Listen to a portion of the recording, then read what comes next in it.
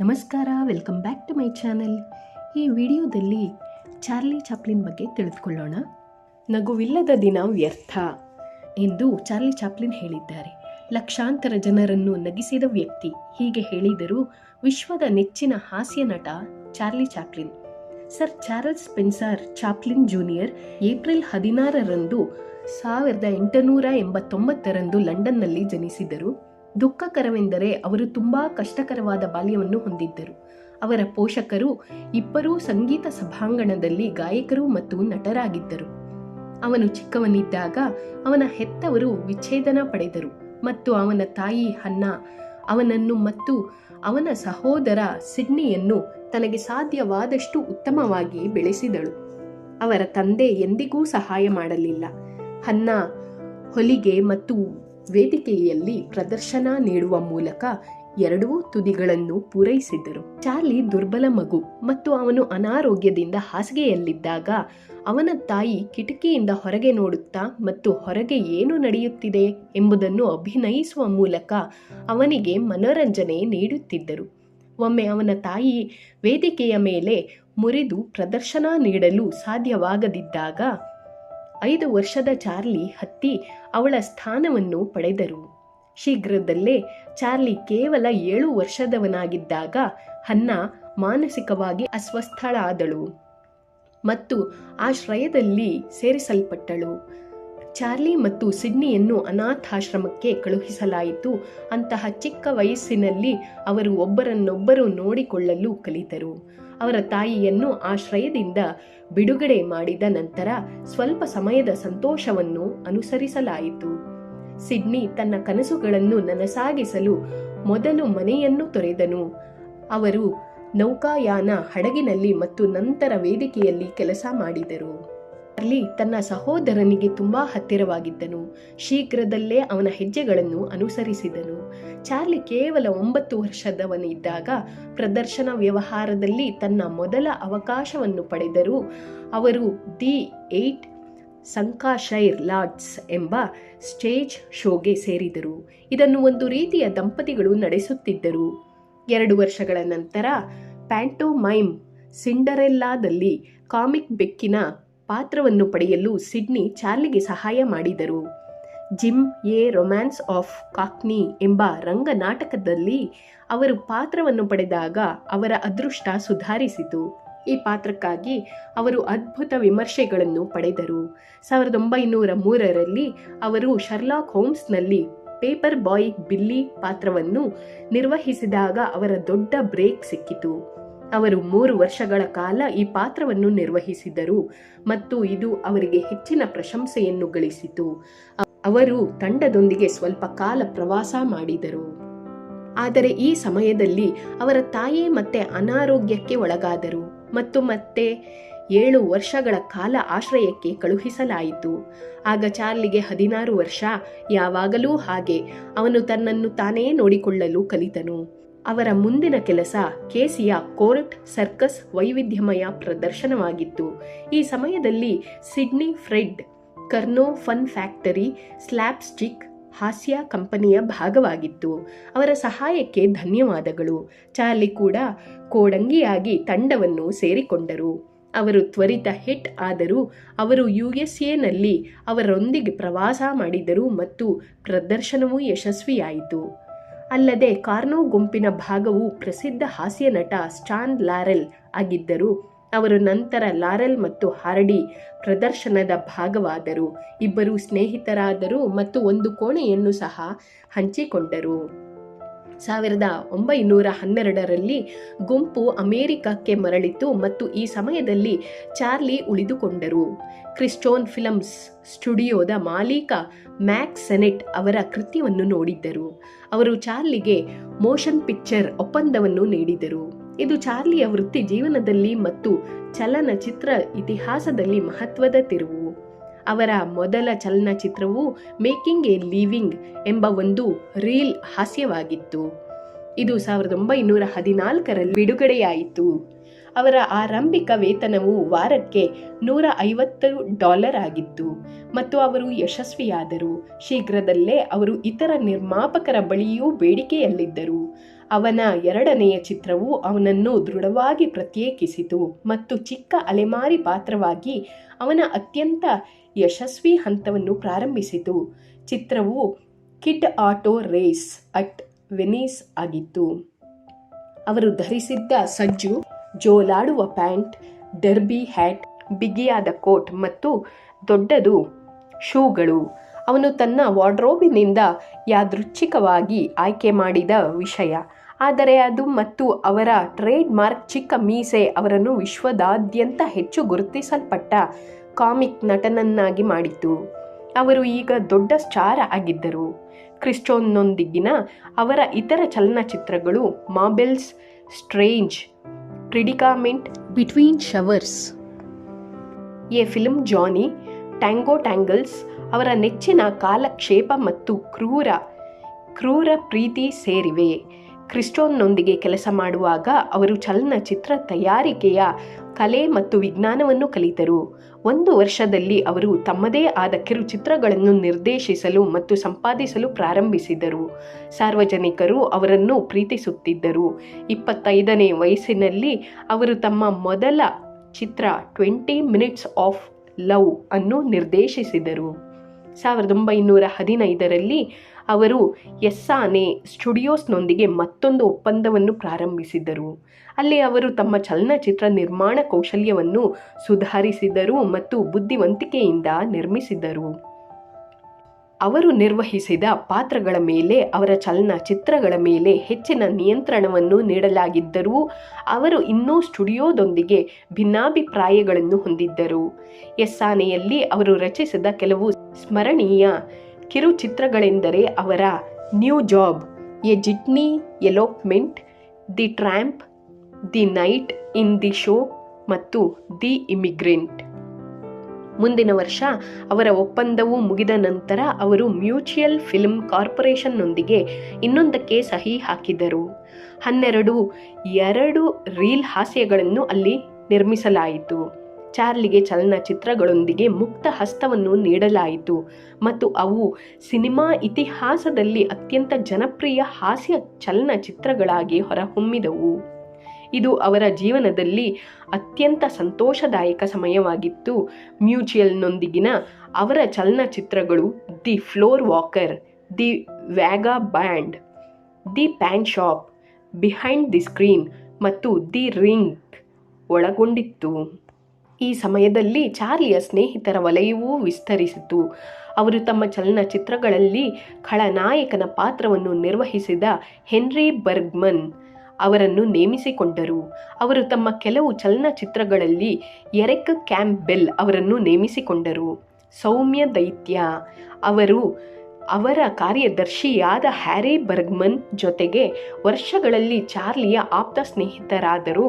ಮ್ಯೂಚುಯಲ್ನೊಂದಿಗಿನ ಒಪ್ಪಂದವು ಕೊನೆಗೊಂಡಾಗ Chaplin first ನ್ಯಾಷನಲ್ನೊಂದಿಗೆ science of ಮಾಡಲು ಹೋದರು. ಅವರು 2 ರೀಲ್ ಚಲನಚಿತ್ರಗಳನ್ನು ನಿರ್ಮಿಸಿದರು. ಅದರ ಮೇಲೆ ಅವರು ಸಂಪೂರ್ಣ ನಿಯಂತ್ರಣವನ್ನು ಹೊಂದಿದ್ದರು. ಅಂತಿಮವಾಗಿ ಅವರು ಎಲ್ಲ ಪ್ರಮುಖ ನಿರ್ಧಾರಗಳನ್ನು ತೆಗೆದುಕೊಳ್ಳುತ್ತಿದ್ದರು. ಚಾರ್ಲಿ ತನ್ನದೇ ಆದ ಹಾಲಿವುಡ್ ಸ್ಟುಡಿಯೋವನ್ನು ನಿರ್ಮಿಸಿದನು ಮತ್ತು ಮನೋರಂಜನಾ ವ್ಯವಹಾರದಲ್ಲಿ ಕೆಲವು ಅತ್ಯುತ್ತಮ ಕೆಲಸವನ್ನು ರಚಿಸಿದನು. ಶೀಘ್ರದಲ್ಲೇ ಎರಿಕ್ ಕ್ಯಾಂಪ್ಬೆಲ್ ಕಾರು ಅಪಘಾತದಲ್ಲಿ ನಿಧನರಾದರು. ಚಾರ್ಲಿ ತನ್ನನ್ನು ಬದಲಾಯಿಸಲು ಪ್ರಾರಂಭಿಸಿದನು. ಹಾಸ್ಯ ಶೈಲಿ ಈಗ ಅದು ತನ್ನ ಮೇಲೆಯೇ ಕೇಂದ್ರೀಕೃತವಾಗಿತ್ತು. ಅವರು ಈ ಸಮಯದಲ್ಲಿ ದೀರ್ಘ ವೈಶಿಷ್ಟ್ಯಪೂರ್ಣ ಚಲನಚಿತ್ರಗಳನ್ನು ಮಾಡಲು ಪ್ರಾರಂಭಿಸಿದರು. ಶೋಲ್ಡರ್ ಆರ್ಮ್ಸ್, ದಿ ಬಾಂಡ್ ಮತ್ತು ಎ ಡಾಗ್ಸ್ ಲೈಫ್. 1918ರಲ್ಲಿ ಚಾರ್ಲಿ ದಿ ಮೈಲ್ಡ್ರೆಡ್ ಹ್ಯಾರಿಸ್ ಎಂಬ ಯುವತಿಯನ್ನು ವಿವಾಹವಾದರು. ಅದೇ ವರ್ಷ ಅವರು ತಮ್ಮದೇ ಆದ ಚಲನಚಿತ್ರಗಳನ್ನು ನಿರ್ಮಿಸಲು ಪ್ರಾರಂಭಿಸಿದರು. ಅವರು ತಮ್ಮದೇ ಆದ ವೇಗದಲ್ಲಿ ಸಿನಿಮಾ ಮಾಡುವಾಗ ಸಾರ್ವಜನಿಕರು ತಾಳ್ಮೆಯಿಂದ ಕಾಯಬೇಕಾಯಿತು. ಉತ್ಸಾಹಿ ಪ್ರೇಕ್ಷಕರನ್ನು ಪೂರೈಸಲು ಸ್ಟುಡಿಯೋಗಳು ಅವರ ಹಳೆಯ ಚಲನಚಿತ್ರಗಳನ್ನು ಮರು ಕತ್ತರಿಸಲು ಮತ್ತು ಮರುಶೀರ್ಷಿಕೆ ಮಾಡಲು ಮತ್ತು ಅವುಗಳನ್ನು ಚಿತ್ರಮಂದಿರಗಳಲ್ಲಿ ಪ್ರದರ್ಶಿಸಲು ಪ್ರಾರಂಭಿಸಿದವು. ಕೆಲವು ಹೊಸ ಧ್ವನಿ ಪರಿಣಾಮಗಳನ್ನು ಮತ್ತು ಸಂಗೀತದ ಸ್ಕೋರ್ಗಳನ್ನು ಸಹ ಒಳಗೊಂಡಿವೆ. 1919ರಲ್ಲಿ ಚಾರ್ಲಿ ಇತರ ಮೂವರೊಂದಿಗೆ ಯುನೈಟೆಡ್ ಆರ್ಟಿಸ್ಟ್ಸ್ ಫಿಲ್ಮ್ ವಿತರಣಾ ಕಂಪನಿಯೊಂದನ್ನು ಸ್ಥಾಪಿಸಿದರು. ಈ ನಡೆಯಿಂದ ಅವರು ಗಳಿಸಿದರು ಅವರ ಚಲನಚಿತ್ರ ನಿರ್ಮಾಣದ ಮೇಲೆ ಸಂಪೂರ್ಣ ನಿಯಂತ್ರಣ ಮತ್ತು ಸ್ವತಂತ್ರ ಚಲನಚಿತ್ರ ನಿರ್ಮಾಪಕರಾದರು. ವರ್ಷವೂ ಮಿಶ್ರವಾಗಿತ್ತು. ಇದು ಸಂತೋಷದ ಸಮಯಗಳು ಮತ್ತು ದುರಂತಗಳ ಪಾಲನ್ನು ಹೊಂದಿತ್ತು. ಅವನಿಗೆ ಮತ್ತು ಮಿಲ್ಡ್ರೈಡ್ಗೆ ಒಬ್ಬ ಮಗನಿದ್ದನು. ಆದರೆ ದುರಂತವೆಂದರೆ 3 ದಿನಗಳಲ್ಲಿ ಶಿಶು ಮರಣ ಹೊಂದಿತು. ಛಿದ್ರಗೊಂಡ ಅವರು ಕೆಲಸದಲ್ಲಿ ತಮ್ಮನ್ನು ತೊಡಗಿಸಿಕೊಂಡರು. ಅದೇ ಸಮಯದಲ್ಲಿ ಅವನು ತನ್ನ ಹೆಂಡತಿಯಿಂದ ದೂರವಾದನು. ಅದೇ ವರ್ಷದ ಡಿಸೆಂಬರ್ನಲ್ಲಿ ಎ ಡೇಸ್ ಪ್ಲೆಷರ್ ಬಿಡುಗಡೆಯಾಯಿತು. ಇದು ಸಮುದ್ರ ತೀರದಲ್ಲಿ ಶಾಂತ ದಿನವನ್ನು ಆನಂದಿಸುತ್ತಿರುವ ಸಂತೋಷದ ಕುಟುಂಬವಾಗಿದೆ. ವಾಸ್ತವದಲ್ಲಿ ಚಾರ್ಲಿಯ ವೈಯಕ್ತಿಕ ಜೀವನವು ಕೆಟ್ಟದಾಗಿರಲಿಲ್ಲ. ಚಾರ್ಲಿ ಅವರನ್ನು ದಂತಕಥೆಯನ್ನಾಗಿ ಮಾಡಿದ ಚಲನಚಿತ್ರದಲ್ಲಿ ಕೆಲಸ ಮಾಡಲು ಪ್ರಾರಂಭಿಸಿದರು, ದಿ ಕಿಡ್. ಅವರು 1 ವರ್ಷಕ್ಕೂ ಹೆಚ್ಚು ಕಾಲ ಕೆಲಸ ಮಾಡಿದರು ಮತ್ತು ಅಂತಿಮವಾಗಿ ಬಿಡುಗಡೆಯಾದ ಅದು ಅದ್ಭುತ ಯಶಸ್ಸನ್ನು ಗಳಿಸಿತು. ಈ ಸಮಯದಲ್ಲಿ ಅವರು ಮತ್ತು ಮಿಲ್ಡ್ರೈಡ್ ಕಹಿ ವಿಚ್ಛೇದನವನ್ನು ಹೊಂದಿದ್ದರು ಮತ್ತು ಚಾರ್ಲಿ ಯುರೋಪ್ಗೆ ರಜೆಯ ಮೇಲೆ ಹೋಗಲು ನಿರ್ಧರಿಸಿದರು. ಯುರೋಪಿನಲ್ಲಿ ಅವರು ನೋಡಿದ ದೊಡ್ಡ ಜನಸಮೂಹದಿಂದ ಅವರು ಹುರಿದುಂಬಿಸಿದರು. ಅವನು ತನ್ನ ತಾಯಿಯನ್ನು ತನ್ನೊಂದಿಗೆ ವಾಸಿಸಲು ಯುಎಸ್ಎಗೆ ಕರೆತಂದನು ಮತ್ತು ಅವಳಿಗೆ ದೇಶದ ಅತ್ಯುತ್ತಮ ವೈದ್ಯಕೀಯ ಆರೈಕೆಯನ್ನು ನೀಡಿದನು. ನಂತರ ಅವರು ತಮ್ಮ ಮುಂದಿನ ಪೂರ್ಣ ಉದ್ದದ ಚಲನಚಿತ್ರಗಳಲ್ಲಿ ಕೆಲಸ ಮಾಡಲು ಪ್ರಾರಂಭಿಸಿದರು, ದಿ ಐಡಲ್ ಕ್ಲಾಸ್ ಮತ್ತು ಪೇಡೆ. ಸೆರೆ ಹಿಡಿಯುವುದನ್ನು ತಪ್ಪಿಸಲು ಬೋಧಕನಾಗಿ ವೇಷ ಧರಿಸುವ ತಪ್ಪಿಸಿಕೊಂಡ ಅಪರಾಧಿಯ ಬಗ್ಗೆ ಅವರು ಸ್ಕ್ರಿಪ್ಟ್ ಬರೆದರು, ದಿ ಪಿಲ್ಗ್ರಿಮ್. ಚಾರ್ಲಿ ನಂತರ ಕಾಮಿಕ್ ಅಲ್ಲದ ಚಲನಚಿತ್ರವನ್ನು ಮಾಡಲು ನಿರ್ಧರಿಸಿದರು, ಎ ವುಮೆನ್ ಆಫ್ ಪ್ಯಾರಿಸ್ ಎಂಬ ನಾಟಕೀಯ ಚಲನಚಿತ್ರ. ಈ ಚಿತ್ರದಲ್ಲಿ ಅವರ ಹಳೆಯವರಲ್ಲಿ ಒಬ್ಬರಾದ ಎಡ್ನಾ ಪುರ್ವಿಯನ್ಸ್ ನಟಿಸಬೇಕಿತ್ತು. ಪ್ರಿಯತಮೆಯರೇ ಮತ್ತು ಆಕೆಯ ವೃತ್ತಿ ಜೀವನಕ್ಕೆ ಉತ್ತೇಜನ ನೀಡುವ ಗುರಿಯನ್ನು ಹೊಂದಿದ್ದರು. ಆದರೆ ಗಂಭೀರವಾದ ಚಾಪ್ಲಿನ್ ಚಿತ್ರವನ್ನು ನೋಡಲು ಪ್ರೇಕ್ಷಕರು ಸಿದ್ಧರಿರಲಿಲ್ಲ ಮತ್ತು ಚಿತ್ರವು ವಿಫಲವಾಯಿತು. ಅವರ ಚಲನಚಿತ್ರ ವೃತ್ತಿ ಜೀವನದ ಆರಂಭದ ನಂತರ ಇದು ಅವರ ಮೊದಲ ಬಾಕ್ಸ್ ಆಫೀಸ್ ದುರಂತವಾಗಿದೆ. ಗೋಲ್ಡ್ ರಶ್ ತನ್ನ ಕೊನೆಯ ವೈಫಲ್ಯವನ್ನು ಸರಿದೂಗಿಸಿದೆ ಮತ್ತು ಅಲಸ್ಕಾನ್ ಚಿನ್ನದ ರಶ್ನಲ್ಲಿನ ಲಿಟಲ್ ಟ್ರ್ಯಾಂಪ್ನ ಕಥೆಯಾಗಿದೆ. ಸ್ಪರ್ಶಿಸುವ ಮತ್ತು ಉಲ್ಲಾಸದ ಎರಡೂ ಚಲನಚಿತ್ರವು ಚಾರ್ಲಿಯ ಅತ್ಯುತ್ತಮ ಕಾಮಿಕ್ ಕೌಶಲ್ಯಗಳನ್ನು ಒಳಗೊಂಡಿತ್ತು. ಚಿತ್ರದ ತಯಾರಿಕೆಯ ಸಮಯದಲ್ಲಿ ಚಾರ್ಲಿ ತನ್ನ ನಾಟಕಿ ಲಿಟಾ ಗ್ರೇ ಅವರನ್ನು ವಿವಾಹವಾದರು. ಅವರು ಆ ಸಮಯದಲ್ಲಿ ಕೇವಲ 16 ವರ್ಷ ವಯಸ್ಸಿನವರಾಗಿದ್ದರು. ಅವಳು ಮಗುವನ್ನು ಹೊಂದಲಿದ್ದಾಳೆಂದು ಅವನು ಅರಿತುಕೊಂಡಾಗ ಅವನು ಅವಳನ್ನು ಜಾರ್ಜಿಯಾ ಹೇಲ್ಸ್ನೊಂದಿಗೆ ಚಲನಚಿತ್ರದಲ್ಲಿ ಪ್ರಮುಖ ಮಹಿಳೆಯಾಗಿ ನೇಮಿಸಿದನು. ಚಾರ್ಲಿ ತನ್ನ ಹುಟ್ಟಲಿರುವ ಮಗುವಿನ ಬಗ್ಗೆ ತುಂಬಾ ಚಿಂತನಾಗಿದ್ದನು, ಏಕೆಂದರೆ ಅವನು ತನ್ನನ್ನು ತಾನೇ ದೂಷಿಸಿದನು.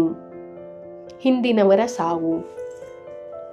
ಆದರೆ ಅವನ ಮಗ ಆರೋಗ್ಯವಂತನಾಗಿ ಜನಿಸಿದನು ಮತ್ತು ಅವನ ಹೆಸರನ್ನು ಇಡಲಾಯಿತು. ಚಾರ್ಲಿ ನಂತರ ತನ್ನ ಮುಂದಿನ ಚಿತ್ರ ದಿ ಸರ್ಕಸ್ ಮಾಡಲು ಪ್ರಾರಂಭಿಸಿದನು. ಇನ್ನೊಬ್ಬ ಮಗನ ಜನನದ ಹೊರತಾಗಿಯೂ ದಂಪತಿಗಳ ಮದುವೆಯೂ ಕೊನೆಗೊಂಡಿತು ಮತ್ತು ಗೊಂದಲಮಯ ವಿಚ್ಛೇದನಕ್ಕೆ ಕಾರಣವಾಯಿತು.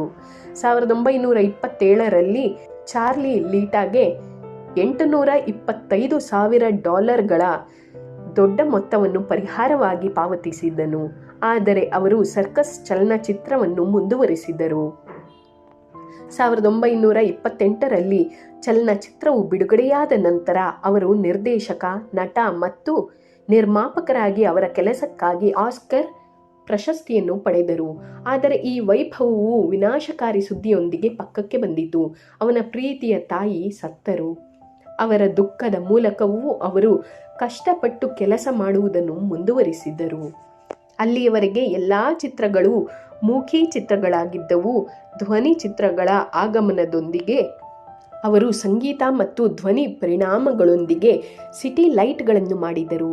ಇದು ಕಾಮಿಕ್ ಸಿನಿಮಾದ ಒಂದು ಶ್ರೇಷ್ಠ ತುಣುಕು ಮತ್ತು ಅದರ ಅಂತಿಮ ದೃಶ್ಯವು ಪರದೆಯ ಮೇಲಿನ ನಟನೆಯ ಶ್ರೇಷ್ಠ ತುಣುಕುಗಳಲ್ಲಿ ಒಂದಾಗಿ ಇತಿಹಾಸದಲ್ಲಿ ಇಳಿಯಿತು. ಚಾರ್ಲಿ ರಜೆಯನ್ನು ತೆಗೆದುಕೊಳ್ಳಲು ನಿರ್ಧರಿಸಿದನು. ಅವರು ಚಲನಚಿತ್ರಗಳಿಂದ ದೂರವಿದ್ದ ದೀರ್ಘಾವಧಿ ಇದು, ಸುಮಾರು 2 ವರ್ಷಗಳು. ಈ ಸಮಯದಲ್ಲಿ ಅವರು ಪ್ರಪಂಚದಾದ್ಯಂತ ಪ್ರಯಾಣಿಸಿದರು. 1932ರಲ್ಲಿ ಅವರು ನಟಿ ಪ್ಯಾಲೆಟ್ ಗೋಡಾರ್ಡ್ ಅವರನ್ನು ಭೇಟಿಯಾದರು ಮತ್ತು ಮತ್ತೆ ಪ್ರೀತಿಯಲ್ಲಿ ಸಿಲುಕಿದರು. ಅವಳು ಅವನ ಮುಂದಿನ ಚಿತ್ರ ಮಾಡರ್ನ್ ಟೈಮ್ಸ್ನಲ್ಲಿ ಟ್ರ್ಯಾಂಪ್ ಅನ್ನು ಒಳಗೊಂಡಿರುವ ಕೊನೆಯ ಚಲನಚಿತ್ರದಲ್ಲಿ ನಟಿಸಿದ್ದಳು. ಈ ಚಿತ್ರವು ಕೈಗಾರಿಕಾ ವಲಯದ ಕಾರ್ಮಿಕರ ದುಸ್ಥಿತಿಯ ಬಗ್ಗೆ ಇತ್ತು. ಇದರಲ್ಲಿ ಡೈಲಾಗ್ಗಳಿಲ್ಲದಿದ್ದರೂ ಸೌಂಡ್ ಎಫೆಕ್ಟ್ಸ್ಗಳನ್ನು ಒಳಗೊಂಡಿತ್ತು. ಪ್ರೇಕ್ಷಕರು ಚಾರ್ಲಿ ಅವರ ಧ್ವನಿಯನ್ನು ಕೇಳಿದ ಮೊದಲ ಚಲನಚಿತ್ರ ಇದು. ಅವರು ಹಾಡಿದ ತಮಾಷೆಯ ಹಾಡಿನಲ್ಲಿ ಚಿತ್ರದ ಅಂತ್ಯ. ಈ ಚಲನಚಿತ್ರವು ಮೂಕ ಚಲನಚಿತ್ರ ಯುಗವನ್ನು ಕೊನೆಗೊಳಿಸಿತು. ಅವರ ಮುಂದಿನ ಚಿತ್ರಗಳೆಲ್ಲ ಸಂಭಾಷಣೆ ಚಿತ್ರಗಳಾಗಿದ್ದವು. ಪ್ಯಾಲೆಟ್ ಮತ್ತು ಅವರು ಓರಿಯೆಂಟ್ನಲ್ಲಿ ರಹಸ್ಯವಾಗಿ ವಿವಾಹವಾದರು ಮತ್ತು ಅವರು ಹಿಂದಿರುಗಿದಾಗ ಅವರು ತಮ್ಮ ಅತ್ಯಂತ ಧೈರ್ಯಶಾಲಿ ಹಾಸ್ಯ ದಿ ಗ್ರೇಟ್ ಡಿಕ್ಟೇಟರ್ನಲ್ಲಿ ಕೆಲಸ ಮಾಡಲು ಪ್ರಾರಂಭಿಸಿದರು. ಈ ಚಿತ್ರದಲ್ಲಿ ಅವರು ಸ್ವತಃ ಅಡಾಲ್ಫ್ ಹಿಟ್ಲರ್ ಬಗ್ಗೆ ಗೇಲಿ ಮಾಡಿದರು. ಚಾರ್ಲಿ ಹಿಟ್ಲರ್ನನ್ನು ಕ್ರೂರ ಮತ್ತು ದುಷ್ಟ ಮನುಷ್ಯನಂತೆ ನೋಡಿದನು ಮತ್ತು ಅವನು ಕಂಡದ್ದನ್ನು ಜಗತ್ತಿಗೆ ತೋರಿಸಲು ಅವನು ಬಯಸಿದನು. ಇದು ಅವರ ಮೊದಲ ಮಾತನಾಡುವ ಚಿತ್ರವಾಗಿತ್ತು ಮತ್ತು ಇದು 1940ರಲ್ಲಿ ಬಿಡುಗಡೆಯಾದಾಗ ಇದು ಪ್ರಪಂಚದಾದ್ಯಂತ ಸಂಚಲನವಾಯಿತು. ವಾಸ್ತವವಾಗಿ ಹಿಟ್ಲರ್ ಸಣ್ಣ ಮೀಸೆಯನ್ನು ಚಾರ್ಲಿ ಚಾಪ್ಲಿನ್ ಅನುಕರಣೆಯಾಗಿ ಅಳವಡಿಸಿಕೊಂಡಿದ್ದಾನೆ ಎಂದು ಹೇಳಲಾಗುತ್ತದೆ. ಯುದ್ಧದ ಸಮಯದಲ್ಲಿ ಚಾರ್ಲಿ ಚಾಪ್ಲಿನ್ ಸಾಕಷ್ಟು ಹಣವನ್ನು ನೀಡಿದ್ದರು, ಆದರೆ ಅವರು ಅದನ್ನು ವಿರೋಧಿಸಿದರು ಮತ್ತು ಅವರು ಮುಕ್ತವಾಗಿ ಮಾತನಾಡಿದರು ಅವರ ಅಭಿಪ್ರಾಯಗಳು. ಆದ್ದರಿಂದ ಸರ್ಕಾರವು ಅವನ ಮೇಲೆ ತೀವ್ರ ನಿಗಾ ಇರಿಸಿತು, ಅವನನ್ನು ದೇಶದ್ರೋಹಿ ಎಂದು ಶಂಕಿಸಿತು. ವಿಶೇಷವಾಗಿ ಅವನು ಇನ್ನೂ ಬ್ರಿಟಿಷ್ ಪ್ರಜೆಯಾಗಿರುವುದರಿಂದ ಮತ್ತು ಅಮೆರಿಕನ್ ಆಗಲು ನಿರಾಕರಿಸಿತು. 1942ರಲ್ಲಿ ಅವರ ಪತ್ನಿ ಪ್ಯಾಲೆಟ್ ಅವರಿಗೆ ವಿಚ್ಛೇದನ ನೀಡಿದರು ಮತ್ತು ಸ್ವತಃ ತಾರೆಯಾದರು. ಅದೇ ವರ್ಷದ ನಂತರ ಅವರು ಊನಾ ಓನೀಲ್ ಎಂಬ ಹೆಚ್ಚು ಕಿರಿಯ ಮಹಿಳೆಯನ್ನು ಪ್ರೀತಿಸುತ್ತಿದ್ದರು. ಅವರು ನಾಟಕಕಾರ ಯುಜೀನ್ ಓನೀಲ್ ಅವರ ಮಗಳು ತಮ್ಮ ಮತ್ತು ಅವರ ಹೊಂದಾಣಿಕೆಯನ್ನು ಅವರು ಅನುಮೋದಿಸದಿದ್ದರೂ ಇಬ್ಬರೂ ಒಟ್ಟಿಗೆ ತುಂಬಾ ಸಂತೋಷವಾಗಿದ್ದರು. ಚಾರ್ಲಿ ತನ್ನ ನಿಜವಾದ ಪ್ರೀತಿಯನ್ನು ಕಂಡುಕೊಂಡನು. ಅವರು ಮುಂದಿನ ವರ್ಷ ವಿವಾಹವಾದರು ಮತ್ತು ಪರಸ್ಪರ ಬಹಳ ಭಕ್ತಿ ಹೊಂದಿದ್ದರು. 1946ರಲ್ಲಿ ದಂಪತಿಗೆ ಮೈಕೆಲ್ ಎಂಬ ಮಗನಿದ್ದನು. ಅವನನ್ನು ಇನ್ನೂ 7 ಮಕ್ಕಳು ಅನುಸರಿಸಿದರು ಮತ್ತು ಚಾರ್ಲಿ ಅವರು ಹಿಂದೆಂದಿಗಿಂತಲೂ ಹೆಚ್ಚು ಸಂತೋಷಪಟ್ಟರು. ಚಾಪ್ಲಿನ್ ತನ್ನ ಮುಂದಿನ ಚಿತ್ರದಲ್ಲಿ ಕೆಲಸ ಮಾಡಲು ಪ್ರಾರಂಭಿಸಿದನು, ಮ್ಯಾನ್ಸಿಯರ್ ವರ್ಡೌಕ್ಸ್ ಎಂಬ ಡಾರ್ಕ್ ಕಾಮಿಡಿ. ಇದು ಕೆಲಸದಿಂದ ವಜಾಗೊಳ್ಳುವ ಬ್ಯಾಂಕ್ ಕ್ಲರ್ಕ್ ಬಗ್ಗೆ. ನಂತರ ಅವನು ಶ್ರೀಮಂತ ವಯಸ್ಸಾದ ಮಹಿಳೆಯರನ್ನು ಮದುವೆಯಾಗುತ್ತಾನೆ ಮತ್ತು ಅವರ ಹಣಕ್ಕಾಗಿ ಅವರನ್ನು ಕೊಲ್ಲುತ್ತಾನೆ. ಯುದ್ಧದಲ್ಲಿ ಲಕ್ಷಾಂತರ ಜನರನ್ನು ಕೊಲ್ಲುವುದು ವಿಜೇತರಿಗೆ ಅದ್ಭುತವಾಗಿದೆ, ಆದರೆ ಜನರನ್ನು ಕೊಲ್ಲುವುದು ಅಪರಾಧ ಎಂದು ಚಲನಚಿತ್ರದಲ್ಲಿನ ಚಾರ್ಲಿ ಸಂದೇಶವಾಗಿತ್ತು. ಚಿತ್ರವು ಮನೋರಂಜನೆಯ ಕ್ಷಣಗಳನ್ನು ಹೊಂದಿದ್ದರೂ ಸಾರ್ವಜನಿಕರು ಚಾರ್ಲಿ ಚಾಪ್ಲಿನ್ನಿಂದ ಈ ರೀತಿಯ ಹಾಸ್ಯವನ್ನು ನಿರೀಕ್ಷಿಸಿರಲಿಲ್ಲ. ಇದರಿಂದಾಗಿ ಅಮೆರಿಕದಲ್ಲಿ ಈ ಚಿತ್ರ ಅಷ್ಟಾಗಿ ಪ್ರದರ್ಶನ ಕಾಣದಿದ್ದರೂ ಸಾಗರೋತ್ತರದಲ್ಲಿ ಹಿಟ್ ಆಗಿತ್ತು. 1951ರಲ್ಲಿ ಚಾರ್ಲಿ ಚಾಪ್ಲಿನ್ ಅವರ ಅತ್ಯುತ್ತಮ ಚಲನಚಿತ್ರಗಳಲ್ಲಿ ಒಂದನ್ನು ಮಾಡಿದರು, ಲೈಮ್ ಲೈಟ್. ಆದರೆ ಇದು ಅವರ ಕಡಿಮೆ ತಿಳಿದಿರುವ ಚಲನಚಿತ್ರಗಳಲ್ಲಿ ಒಂದಾಗಿದೆ. ಚಲನಚಿತ್ರವು ಅಲೆಮಾರಿ ಕೋಡಂಗಿಯ ಜೀವನವನ್ನು ಆಧರಿಸಿದೆ. ಅವರ ವೃತ್ತಿ ಜೀವನವು ಅವನತಿಗೆ ಹೋಗುತ್ತದೆ ಮತ್ತು ಒಬ್ಬ ಯುವ ನರ್ತಕಿಯು ಯಶಸ್ವಿಯಾಗುತ್ತಾನೆ. ಆದರೆ ಈ ಚಿತ್ರವು ಅಮೆರಿಕದ ಥಿಯೇಟರ್ಗಳಲ್ಲಿ ಉತ್ತಮ ಪ್ರದರ್ಶನ ಕಾಣಲಿಲ್ಲ. ಇದು ಮುಖ್ಯವಾಗಿ ಚಾರ್ಲಿ ಕಮ್ಯುನಿಸ್ಟ್ ಎಂಬ ವದಂತಿಗಳು ಹರಡಿದ್ದರಿಂದ ಮತ್ತು ಒಕ್ಕೂಟಗಳು ಚಿತ್ರದ ವಿರುದ್ಧ ಪ್ರತಿಭಟನೆ ನಡೆಸಿದ್ದವು. ಹಾಗಾಗಿ ಅಲ್ಲಿನ ಹಲವು ಚಿತ್ರಮಂದಿರಗಳಲ್ಲಿ ಪ್ರದರ್ಶನ ಕಾಣಲಿಲ್ಲ. ದಶಕಗಳ ನಂತರ ಇದನ್ನು ಲಾಸ್ ಏಂಜಲೀಸ್ನಲ್ಲಿ ಆಡಲಾಯಿತು ಮತ್ತು ಅತ್ಯುತ್ತಮ ಸಂಗೀತ ಅಕಾಡೆಮಿ ಪ್ರಶಸ್ತಿಯನ್ನು ಗೆದ್ದುಕೊಂಡಿತು. ಚಾರ್ಲಿ ತನ್ನ ಕುಟುಂಬದೊಂದಿಗೆ ಇಂಗ್ಲೆಂಡ್ನಲ್ಲಿ ಮತ್ತೊಂದು ರಜೆಯನ್ನು ತೆಗೆದುಕೊಂಡನು. ಆದರೆ ಅವರ ರಾಜಕೀಯ ದೃಷ್ಟಿಕೋನದಿಂದ ಅವರು ಯುಎಸ್ಎಗೆ ಮರುಪ್ರವೇಶಿಸಲು ಅವಕಾಶ ನೀಡಲಿಲ್ಲ. ಲಂಡನ್ನಲ್ಲಿ ವಾಸಿಸಲು ಇಚ್ಛಿಸದೆ ಕುಟುಂಬವು 1953ರಲ್ಲಿ ಸ್ವಿಟ್ಜರ್ಲೆಂಡ್ಗೆ ಸ್ಥಳಾಂತರಗೊಂಡಿತು. ಅವರು ತಮ್ಮ ಜೀವನದುದ್ದಕ್ಕೂ ಅಲ್ಲಿಯೇ ಇದ್ದರು. ಮುಂದಿನ ವರ್ಷ ಚಾರ್ಲಿ ವಿಶ್ವಶಾಂತಿ ಮಂಡಳಿಯ ಪ್ರಶಸ್ತಿಯನ್ನು ಪಡೆದರು. ಶೀಘ್ರದಲ್ಲೇ ಚಾರ್ಲಿ ಮತ್ತೆ ಕಾಮಿಡಿ ಮಾಡತೊಡಗಿದ. ನ್ಯೂಯಾರ್ಕ್ನಲ್ಲಿರುವ ಒಬ್ಬ ರಾಜನು ಮುಂದೆ ಬಂದನು ಮತ್ತು ಪರಮಾಣು ಶಕ್ತಿಯ ಶಾಂತಿಯುತ ಬಳಕೆಗಳನ್ನು ಉತ್ತೇಜಿಸಲು ನ್ಯೂಯಾರ್ಕ್ಗೆ ಬರುವ ದೇಶಭ್ರಷ್ಟ ಯುರೋಪಿಯನ್ ರಾಜ ಕಿಂಗ್ ಶಾಡೋವ್ ಮೇಲೆ ಕೇಂದ್ರೀಕೃತವಾಗಿತ್ತು. ಚಿತ್ರದಲ್ಲಿ ಚಾರ್ಲಿ ನಗರ ಅಮೆರಿಕ ಮತ್ತು ಅದರ ಜೀವನ ಶೈಲಿಯನ್ನು ಗೇಲಿ ಮಾಡಿದರು. ಇದು ಅವರು ಪ್ರಮುಖ ಪಾತ್ರದಲ್ಲಿ ನಟಿಸಿದ ಕೊನೆಯ ಚಿತ್ರವಾಗಿತ್ತು. ಅಷ್ಟರೊಳಗೆ ಚಾರ್ಲಿಗೆ ವಯಸ್ಸಾಗುತ್ತಿತ್ತು ಮತ್ತು ಅವನ ವೇಗ ಕಡಿಮೆಯಾಯಿತು. ಅವರು ತಮ್ಮ ಹಳೆಯ ಚಲನಚಿತ್ರಗಳನ್ನು ಮರುಸಂಪಾದಿಸಲು ಪ್ರಾರಂಭಿಸಿದರು ಮತ್ತು ಅವುಗಳಲ್ಲಿ ಹಲವು ಚಿತ್ರಗಳಿಗೆ ಸಂಗೀತ ಸಂಯೋಜಿಸಿದರು. ಅವರು ಉತ್ತಮ ಸಂಗೀತಗಾರರಾಗಿದ್ದರು ಮತ್ತು ಸ್ಮೈಲ್ ಅವರ ಪ್ರಸಿದ್ಧ ಹಾಡುಗಳಲ್ಲಿ ಒಂದಾಗಿದೆ. 1964ರಲ್ಲಿ ಅವರು ತಮ್ಮ ಜೀವನದ ಖಾತೆಯನ್ನು ಬರೆದರು ಮತ್ತು ಅದನ್ನು ನನ್ನ ಆತ್ಮಚರಿತ್ರೆ ಎಂದು ಕರೆದರು. ಮುಂದಿನ ವರ್ಷ ಚಾರ್ಲಿಯ ಸಹೋದರ ಸಿಡ್ನಿ ಸತ್ತನು ಮತ್ತು ಅವನು ಚೂರುಚೂರಾದನು. ಸಿಡ್ನಿ ಎಲ್ಲ ವರ್ಷಗಳಿಂದಲೂ ಅವನ ಅತ್ಯುತ್ತಮ ಸ್ನೇಹಿತ, ವ್ಯಾಪಾರ ವ್ಯವಸ್ಥಾಪಕ ಮತ್ತು ಒಡನಾಡಿಯಾಗಿದ್ದನು. ಆದರೆ ಅವರು ದುಃಖಿತರಾಗಿದ್ದರೂ ಸಹ ಅವರು ಕೆಲಸ ಮುಂದುವರೆಸಿದರು. ಅವರು ಈಗ ತಮ್ಮ ಅಂತಿಮ ಚಿತ್ರ ಎ ಕೌಂಟೆಸ್ ಅನ್ನು ಹಾಂಗ್ಕಾಂಗ್ನಲ್ಲಿ ಮಾಡಿದರು. ಅವರು ಚಿತ್ರದಲ್ಲಿ ನಟಿಸಲಿಲ್ಲ, ಕೇವಲ ಪೋರ್ಟರ್ ಆಗಿ ಸಣ್ಣ ಪಾತ್ರದಲ್ಲಿ ಕಾಣಿಸಿಕೊಂಡರು. ಹಾಲಿವುಡ್ನ ಇಬ್ಬರು ದೊಡ್ಡ ತಾರೆಯರು ಚಿತ್ರದಲ್ಲಿದ್ದರು, ಮರ್ಲಾನ್ ಬ್ರ್ಯಾಂಡೋ ಮತ್ತು ಸೋಫಿಯಾ ಲೋರೆನ್. 1972ರಲ್ಲಿ ಚಾರ್ಲಿ ಜೀವಮಾನದ ಸಾಧನೆ ಅಕಾಡೆಮಿ ಪ್ರಶಸ್ತಿಯನ್ನು ಸ್ವೀಕರಿಸಲು ಅನಿರೀಕ್ಷಿತವಾಗಿ ಅಮೆರಿಕಕ್ಕೆ ಹಿಂತಿರುಗಿದರು. ಎಲ್ಲವನ್ನೂ ಕ್ಷಮಿಸಲಾಯಿತು ಮತ್ತು ಅವರನ್ನು ಮರಳಿ ಸ್ವಾಗತಿಸಲಾಯಿತು. ಮುಂದಿನ ವರ್ಷ ಅವರು ಮೈ ಲೈಫ್ ಇನ್ ಪಿಕ್ಚರ್ಸ್ ಎಂಬ ಮತ್ತೊಂದು ಪುಸ್ತಕವನ್ನು ಬರೆದರು. 1975ರಲ್ಲಿ ಅವರು ರಾಣಿಯಿಂದ ನೈಟ್ ಪದವಿ ಪಡೆದರು. ಎಲಿಜಬೆತ್ II ಮತ್ತು ಸರ್ ಚಾರ್ಲ್ಸ್ ಸ್ಪೆನ್ಸರ್ ಚಾಪ್ಲಿನ್ ಆದರು. 1977ರಲ್ಲಿ ಚಾರ್ಲಿ ಚಾಪ್ಲಿನ್ ಕೊನೆಯುಸಿರೆಳೆದರು. ವಿಶ್ವದ ಅತಿ ದೊಡ್ಡ ಹಾಸ್ಯ ನಟನ ನಿಧನಕ್ಕೆ ಲಕ್ಷಾಂತರ ಅಭಿಮಾನಿಗಳು ಸಂತಾಪ ಸೂಚಿಸಿದ್ದಾರೆ. ಅವರ ಕಷ್ಟದ ಬದುಕಿನ ನಡುವೆಯೂ ಅವರ ಹಾಸ್ಯವು ಅವರದೇ ಮಾತುಗಳಲ್ಲಿ ಮೂಡಿಬರುತ್ತದೆ. ನಿಜವಾಗಿಯೂ ನಗಲು ನಿಮ್ಮ ನೋವನ್ನು ತೆಗೆದುಕೊಂಡು ಅದರೊಂದಿಗೆ ಆಟವಾಡಲು ನೀವು ಶಕ್ತರಾಗಿರಬೇಕು.